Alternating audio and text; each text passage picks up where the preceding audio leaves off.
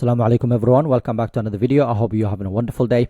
So in this video I'm going to talk about one company that has been in this portfolio for a very long time. This company is in the technology sector.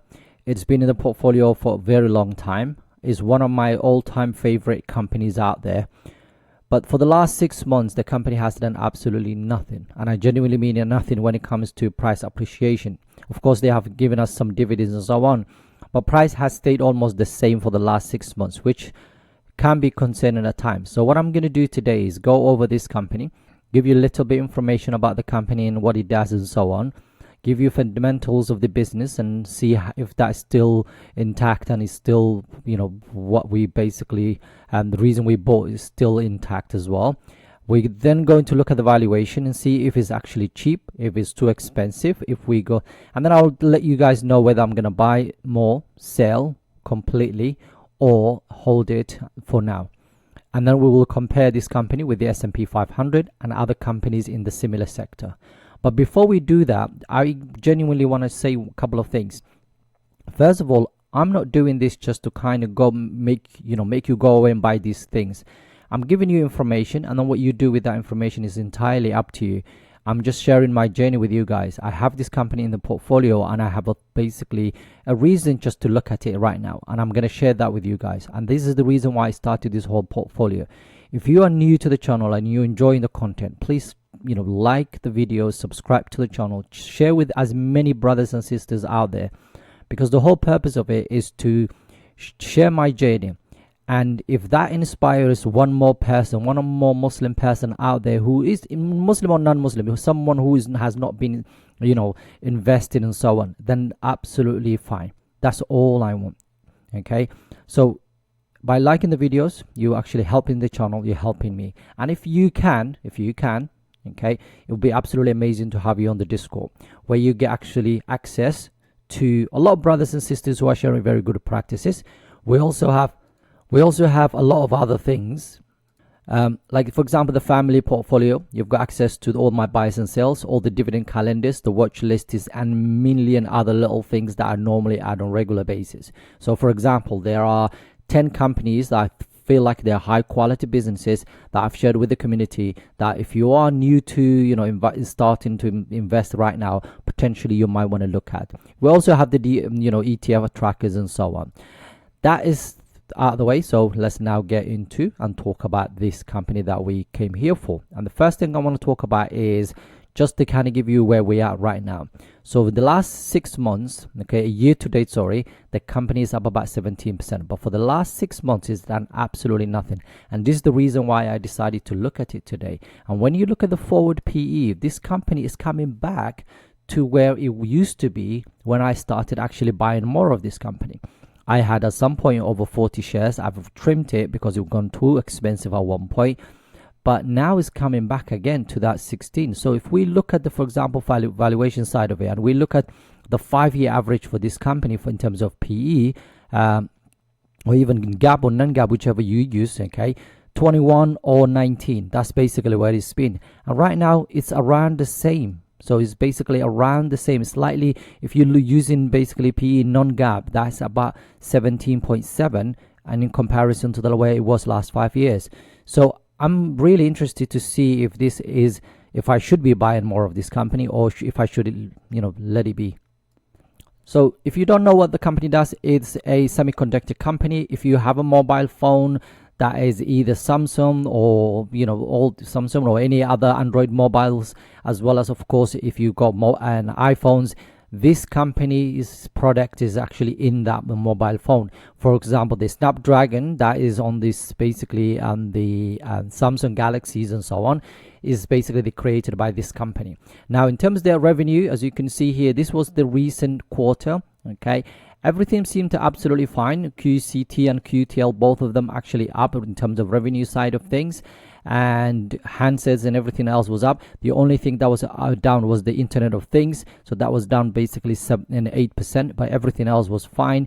And then this is why they talked about this Snapdragon X series launch, and this is the important part for me, because this is a new thing. This is for example, they're getting into that PC side of things.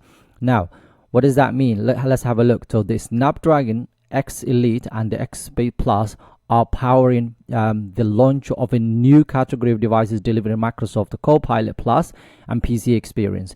Now, all of these companies, for example, the Asus, the Lenovo's, the Microsoft services, and all of that, and Samsung Galaxies, they are all using the Snapdragon X Elite, which is absolutely amazing. So this is a new thing, because this company, over the last whatever years since I've owned it, was mainly targeting the mobile phone devices. And especially a lot of their revenue comes from Apple and Samsung. And now they're saying, of course, they're going to diversify away from the mobile phones into this, the laptops and so on, which is absolutely amazing. So I'm really excited about that. And InshaAllah, we'll see where that takes us. But they do have already a well-diversified portfolio of products. So from the handset to automotive to basically Internet of Things, okay, they already are in a different category. So if you look at their revenue and where it comes from, you can see that's almost 6 billion of that comes from the handset. So hopefully this will now continue the same thing, but of course hopefully we'll see more coming from the laptop side of things. Automotive basically over closer to $1 billion and $1.4 billion from Internet of Things, although it was down about basically 8% last year. So there's a lot to like about this company. So what I want to now see is the financial side of things and also the projections moving forward in the future. So that's the bit that we're going to do now.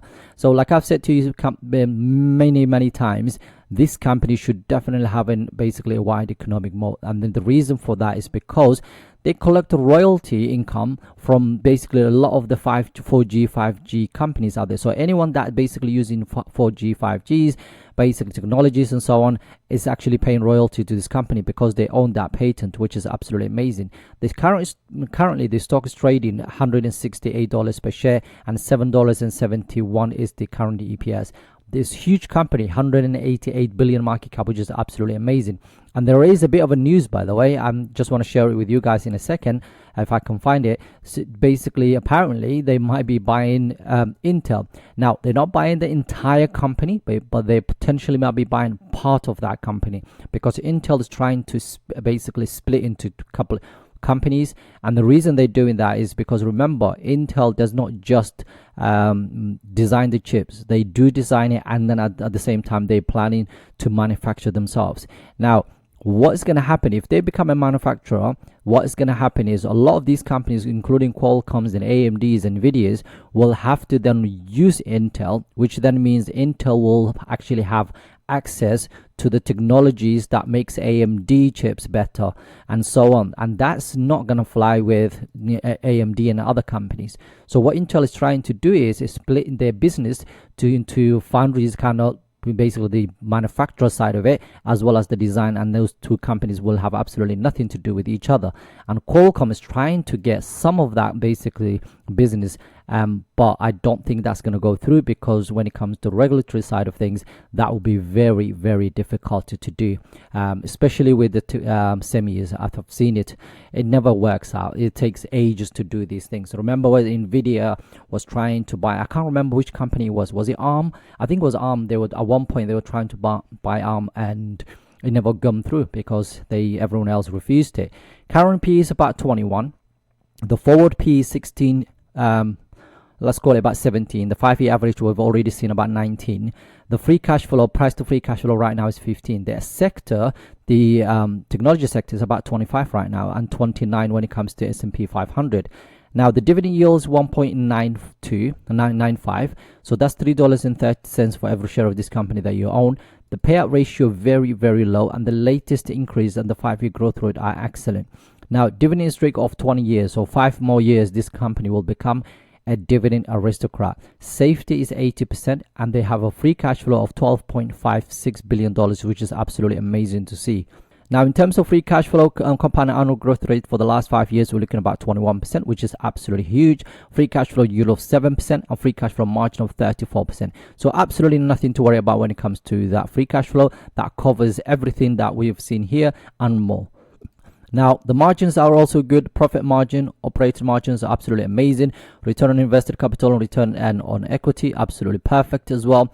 The last 10 years, you would have made about 10% every single year. And the revenue side of things for the last 5 years, we're looking at about 13%. EPS didn't grow much in the last 5 years, 1%. But current ratio is above basically 2, which is absolutely amazing.